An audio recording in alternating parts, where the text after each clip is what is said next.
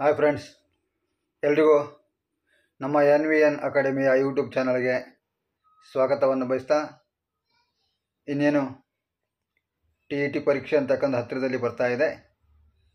ಕೊನೆಯ ಹಂತದ ತಯಾರಿಗಾಗಿ ಕೆಲವು ಪ್ರಮುಖ ಪ್ರಶ್ನೆಗಳ ಕಡೆ ನಾವು ಗಮನವಹಿಸೋಣ.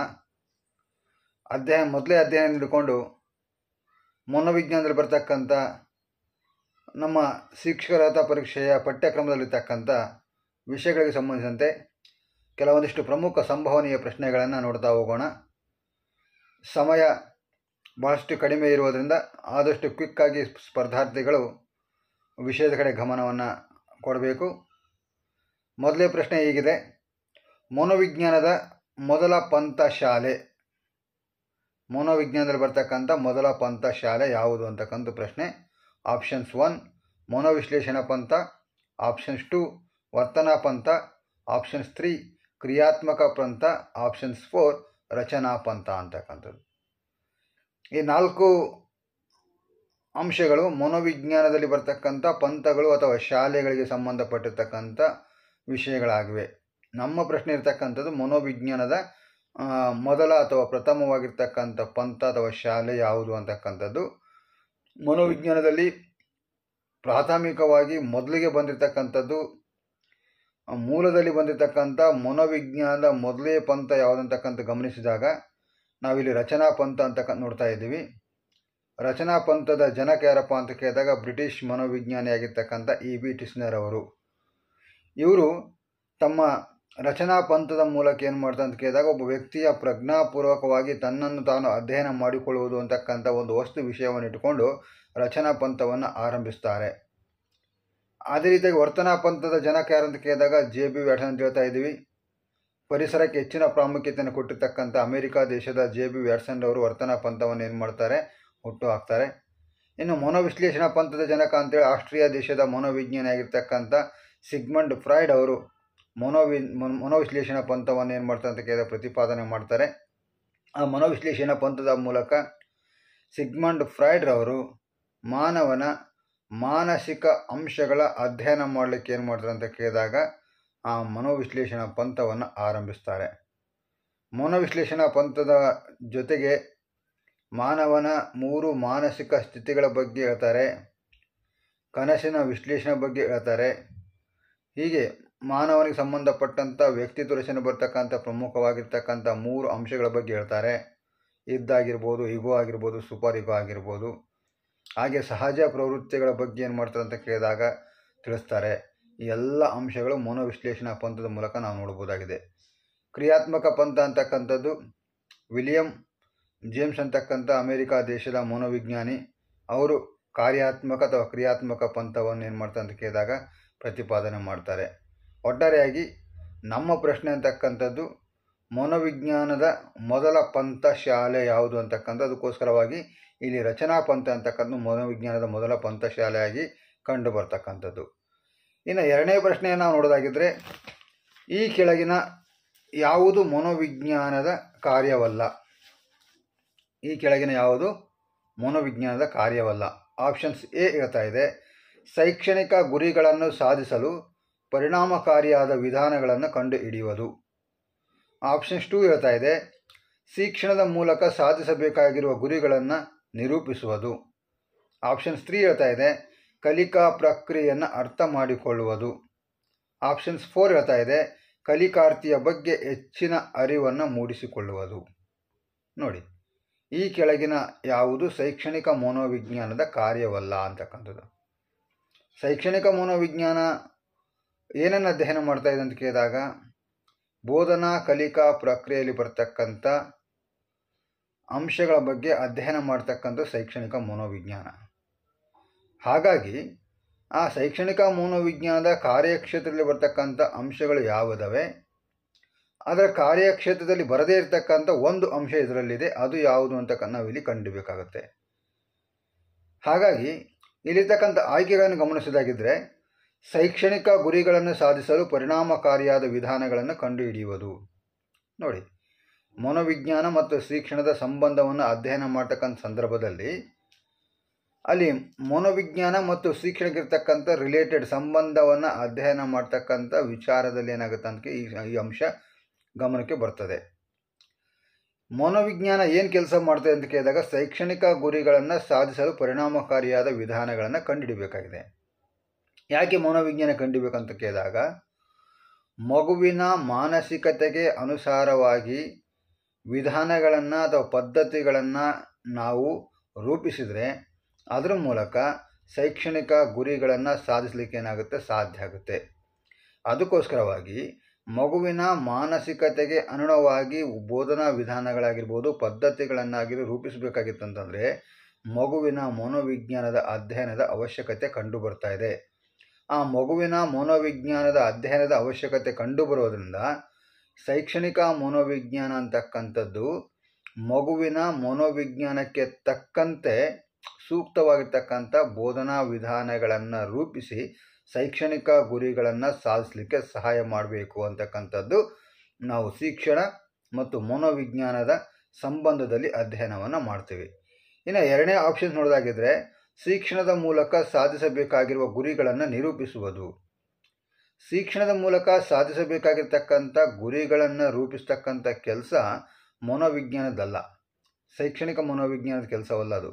ಯಾಕೆ ಅಂತ ಕೇಳಿದ್ರೆ ಶೈಕ್ಷಣಿಕ ಮನೋವಿಜ್ಞಾನದ ಕೆಲಸ ಏನಂತ ಕೇಳಿದಾಗ ಶಿಕ್ಷಣ ಕ್ಷೇತ್ರದಲ್ಲಿ ಅಪೇಕ್ಷಿತವಾಗಿರ್ತಕ್ಕಂಥ ಬದಲಾವಣೆ ತರಲಿಕ್ಕೆ ಏನೇನು ಕೆಲಸಗಳನ್ನು ಮಾಡಬೇಕಂತ ತಿಳ್ಕೊಂಡು ಯೋಜನೆ ಮಾಡಿದ್ದಾರೋ ಆ ಯೋಜನೆಗಳಿಗೆ ಅನುಗುಣವಾಗಿ ಸೂಕ್ತವಾಗಿರ್ತಕ್ಕಂಥ ಪ್ರಕ್ರಿಯೆಗಳನ್ನಾಗಿರಲಿ ಸನ್ನಿವೇಶಗಳನ್ನಾಗಿರಲಿ ವಿಧಾನಗಳನ್ನಾಗಿರಲಿ ಮಗುವಿನ ಮನಸ್ಸಿಗೆ ತಕ್ಕಂತೆ ಮಗುವಿನ ಮಾನಸಿಕ ಅಂಶಗಳಿಗೆ ತಕ್ಕಂತೆ ಆ ಗುರಿಗಳನ್ನು ಸಾಧಿಸಬೇಕಾಗಿದ್ದರೆ ಯಾವೆಲ್ಲ ಯೋಜನೆಗಳು ಬೇಕಾಗುತ್ತವೆ ಪ್ರಕ್ರಿಯೆಗಳು ಬೇಕಾಗುತ್ತವೆ ಅವುಗಳನ್ನು ರೂಪಿಸ್ತಕ್ಕಂಥ ಕೆಲಸ ಶೈಕ್ಷಣಿಕ ಮನೋವಿಜ್ಞಾನದಾಗುತ್ತೆ. ಆದರೆ ಗುರಿ ನಿರೂಪಣೆ ಮಾಡ್ತಕ್ಕಂಥದ್ದು ಮನೋವಿಜ್ಞಾನದ ಕೆಲಸವಲ್ಲ, ಅದು ಶಿಕ್ಷಣದ ಕೆಲಸ ಆಗುತ್ತೆ. ಅದಕ್ಕೋಸ್ಕರವಾಗಿ ಶಿಕ್ಷಣದ ಮೂಲಕ ಸಾಧಿಸಬೇಕಾಗಿರುವ ಗುರಿಯನ್ನು ನಿರೂಪಿಸಬೇಕಾಗಿರ್ತಕ್ಕಂಥದ್ದು ಶೈಕ್ಷಣಿಕ ಮನೋವಿಜ್ಞಾನಕ್ಕೆ ಏನಾಗಲ್ಲ ಇದು ಸೂಕ್ತ ಆಗೋದಿಲ್ಲ ಅಂತಕ್ಕಂಥದ್ದು. ಇನ್ನು ಮೂರನೇ ಆಪ್ಷನ್ ನೋಡೋದಾಗಿದ್ದರೆ ಕಲಿಕಾ ಪ್ರಕ್ರಿಯೆಯನ್ನು ಅರ್ಥ ಮಾಡಿಕೊಳ್ಳುವುದು. ಓಕೆ, ಶೈಕ್ಷಣಿಕ ಮನೋವಿಜ್ಞಾನ ಅಂತಕ್ಕಂಥದ್ದು ಕಲಿಕಾ ಪ್ರಕ್ರಿಯೆಯನ್ನು ಅರ್ಥ ಮಾಡಿಕೊಳ್ಬೇಕಾಗುತ್ತೆ. ಯಾಕೆ ಅಂತ ಕೇಳಿದಾಗ ಕಲಿಕಾ ಪ್ರಕ್ರಿಯೆ ಅಂತಕ್ಕಂಥದ್ದು ಮಗುವಿನಿಗೋಸ್ಕರವಾಗಿ ನಾವು ರೂಪಿಸುವುದರಿಂದ ಮಗು ಯಾವ ವಯಸ್ಸಿನಲ್ಲಿದ್ದಾನೆ ಆ ವಯಸ್ಸಿನಲ್ಲಿರ್ತಕ್ಕಂಥ ಮಗುವಿನ ಮಾನಸಿಕತೆ ಹೆಂಗಿದೆ ಇದೆಲ್ಲವನ್ನು ಅರ್ಥ ಮಾಡಿಕೊಂಡು ಪ್ರಕ್ರಿಯೆಯನ್ನು ರೂಪಿಸಬೇಕಾಗಿರುವುದರಿಂದ ಶೈಕ್ಷಣಿಕ ಮನೋವಿಜ್ಞಾನ ಅಂತಕ್ಕಂಥದ್ದು ಕಲಿಕಾ ಪ್ರಕ್ರಿಯೆಯನ್ನು ಅರ್ಥ ಮಾಡಿಕೊಳ್ಬೇಕಾಗಿರ್ತಕ್ಕಂಥ ಅವಶ್ಯಕತೆ ಬಹಳಷ್ಟು ಕಂಡುಬರ್ತದೆ. ಇನ್ನು ಆಪ್ಷನ್ಸ್ 4 ನೋಡೋದಾಗಿದ್ದರೆ ಕಲಿಕಾರ್ಥಿಯ ಬಗ್ಗೆ ಹೆಚ್ಚಿನ ಅರಿವನ್ನು ಮೂಡಿಸಿಕೊಳ್ಳುವುದು. ನಮ್ಮಲ್ಲೇನಾದರೂ ಕಲಿಕೆ ಪರಿಣಾಮಕಾರಿಯಾಗಿರ್ತಕ್ಕಂಥ ಕಲಿಕೆ ಆಗಬೇಕಾಗಿತ್ತು ಅಂತಂದರೆ ಆ ಪರಿಣಾಮಕಾರಿಯಾಗಿರ್ತಕ್ಕಂಥ ಕಲಿಕೆ ಮಾಡೋದಕ್ಕಿಂತ ಮುಂಚಿತವಾಗಿ ಕಲಿಕಾರ್ಥಿಯನ್ನು ಪರಿಣಾಮಕಾರಿಯಾಗಿ ಅರ್ಥ ಮಾಡಿಕೊಳ್ಳಬೇಕಾಗಿರ್ತಕ್ಕಂಥ ಅವಶ್ಯಕತೆ ಇದೆ. ಕಲಿಕಾರ್ಥಿಯನ್ನು ಅಥವಾ ಕಲಿಕಾರ್ಥಿಯ ಬಗ್ಗೆ ಹೆಚ್ಚಿನ ಅರಿವನ್ನು ಮೂಡಿಸ್ಕೊಳ್ತಕ್ಕಂಥ ಅವಶ್ಯಕತೆ ಇದೆ. ಎಲ್ಲಿಯವರೆಗೂ ನಾವು ಕಲಿಕಾರ್ಥಿಗಳನ್ನು ಅರ್ಥ ಮಾಡಿಕೊಳ್ಳುವುದಿಲ್ಲೋ ಅಲ್ಲಿವರೆಗೂ ಕಲಿಕಾರ್ಥಿಗಳ ಕಲಿಕೆಯನ್ನು ಪರಿಣಾಮಕಾರಿಗೊಳಿಸಲಿಕ್ಕೆ ಏನಾಗಲ್ಲ ಸಾಧ್ಯ ಆಗೋದಿಲ್ಲ. ಅದಕ್ಕೋಸ್ಕರವಾಗಿ ಕಲಿಕಾರ್ಥಿಯ ಮನೋವಿಜ್ಞಾನವನ್ನು ಮೊದಲು ಅರಿಬೇಕಾಗತ್ತೆ.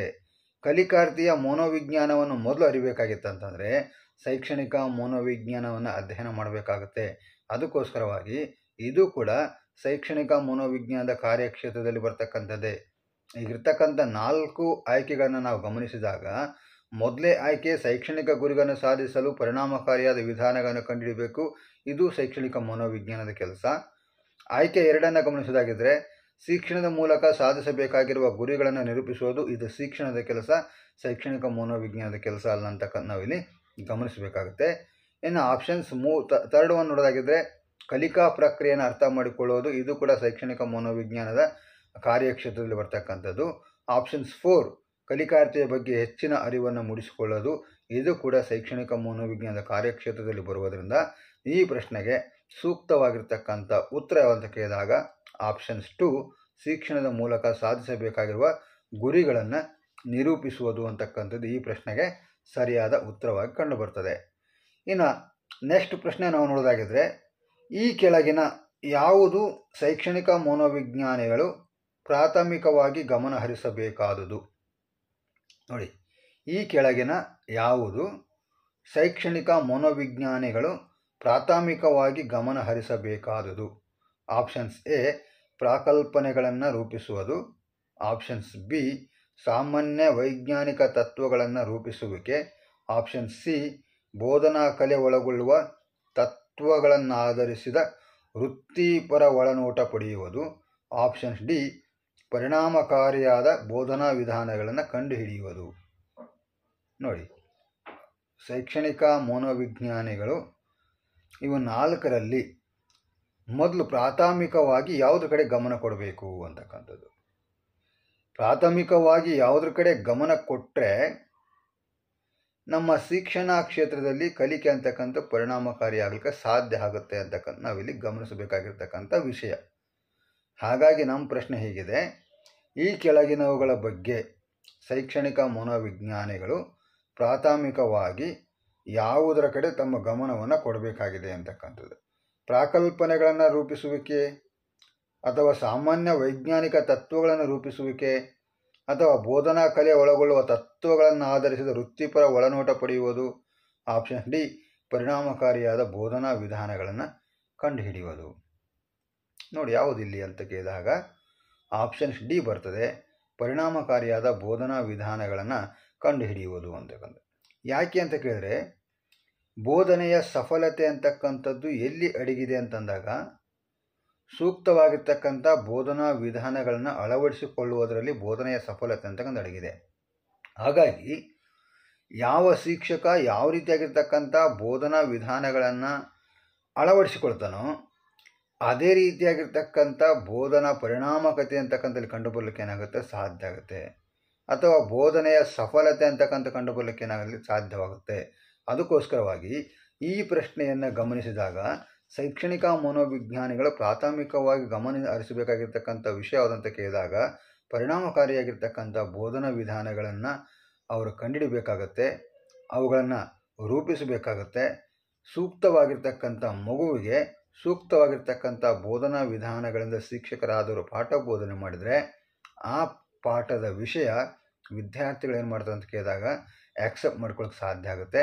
ಅದಕ್ಕೋಸ್ಕರವಾಗಿ ಈ ಪ್ರಶ್ನೆಗೆ ಸೂಕ್ತವಾಗಿರ್ತಕ್ಕಂಥ ಆಪ್ಷನ್ಸ್ ಡಿ ಸೂಕ್ತವಾಗಿರ್ತಕ್ಕಂಥದ್ದು ಪರಿಣಾಮಕಾರಿಯಾಗಿರ್ತಕ್ಕಂಥ ಬೋಧನಾ ವಿಧಾನಗಳನ್ನು ಕಂಡುಹಿಡಿಯುವುದು ಅಂತಕ್ಕಂಥದ್ದು. ನಾವು ಮುಂದಿನ ಪ್ರಶ್ನೆಯನ್ನು ನಾವು ನೋಡೋದಾಗಿದ್ದರೆ, ಬುದ್ಧಿಶಕ್ತಿಯನ್ನು ಮೂಲತಃ ಈ ಕೆಳಕಂಡ ಯಾವ ಶಾಖೆಯಲ್ಲಿ ಅಧ್ಯಯನ ಮಾಡಲಾಗುತ್ತದೆ? ಬುದ್ಧಿಶಕ್ತಿಯನ್ನು ಮೂಲತಃ ಈ ಕೆಳಕಂಡ ಯಾವ ಶಾಖೆಯಲ್ಲಿ ಅಧ್ಯಯನ ಮಾಡಲಾಗುತ್ತದೆ? ನೋಡಿ, ಆಪ್ಷನ್ಸ್ ಎ ಹೇಳ್ತಾ ಇದೆ ಔದ್ಯೋಗಿಕ ಮನೋವಿಜ್ಞಾನ, ಆಪ್ಷನ್ಸ್ ಬಿ ಹೇಳ್ತಾ ಇದೆ ವ್ಯಕ್ತಿತ್ವ ಮನೋವಿಜ್ಞಾನ, ಆಪ್ಷನ್ ಸಿ ಹೇಳ್ತಾ ಇದೆ ಶೈಕ್ಷಣಿಕ ಮನೋವಿಜ್ಞಾನ, ಆಪ್ಷನ್ ಡಿ ಹೇಳ್ತಾ ಇದೆ ಸಾಮಾನ್ಯ ಮನೋವಿಜ್ಞಾನ. ನೋಡಿ, ಯಾವ ಕ್ಷೇತ್ರದಲ್ಲಿ ನಾವು ಬುದ್ಧಿಶಕ್ತಿ ಅಂತಕ್ಕಂಥ ಪರಿಕಲ್ಪನೆ ಬಗ್ಗೆ ಅಧ್ಯಯನ ಮಾಡ್ತೀವಿ ಅಂತಕ್ಕಂಥದ್ದು. ನಮ್ಮ ಮನೋವಿಜ್ಞಾನದ ಶಾಖೆಗಳನ್ನು ಅಧ್ಯಯನ ಮಾಡ್ತಕ್ಕಂಥ ಸಂದರ್ಭದಲ್ಲಿ ಎರಡು ಪ್ರಕಾರದ ಶಾಖೆಗಳನ್ನು ನಾವು ನೋಡ್ತಾ ಇದ್ದೀವಿ. ಶುದ್ಧ ಮನೋವಿಜ್ಞಾನದ ಶಾಖೆಗಳು ಮತ್ತು ಅನ್ವಯಿಕ ಮನೋವಿಜ್ಞಾನದ ಶಾಖೆಗಳು ಅಂತ ಕಾಣ್ತೇವೆ. ಶುದ್ಧ ಮನೋವಿಜ್ಞಾನದಲ್ಲಿ ಕೆಲವೊಂದಿಷ್ಟು ಶಾಖೆಗಳು ಬರ್ತವೆ, ಅನ್ವಯಿಕ ಮನೋವಿಜ್ಞಾನದಲ್ಲಿ ಕೆಲವೊಂದಿಷ್ಟು ಶಾಖೆಗಳು ಬರ್ತವೆ. ಆ ಶುದ್ಧ ಮನೋವಿಜ್ಞಾನದಲ್ಲಿ ಬರ್ತಕ್ಕಂಥ ಶಾಖೆಗಳಲ್ಲಿ ಕೂಡ ನಮ್ಮ ಈ ಆಯ್ಕೆಗಳಿದ್ದಾವೆ. ಅನ್ವಯಿಕ ಮನೋವಿಜ್ಞಾನದಲ್ಲಿ ಬರ್ತಕ್ಕಂಥ ಶಾಖೆಗಳಲ್ಲಿ ಕೂಡ ನಮ್ಮ ಆಯ್ಕೆಗಳಿದ್ದಾವೆ. ಆಪ್ಷನ್ಸ್ 1 ಹೇಳ್ತಾ ಇದೆ ಔದ್ಯೋಗಿಕವಾಗಿರ್ತಕ್ಕಂಥ ಮನೋವಿಜ್ಞಾನ.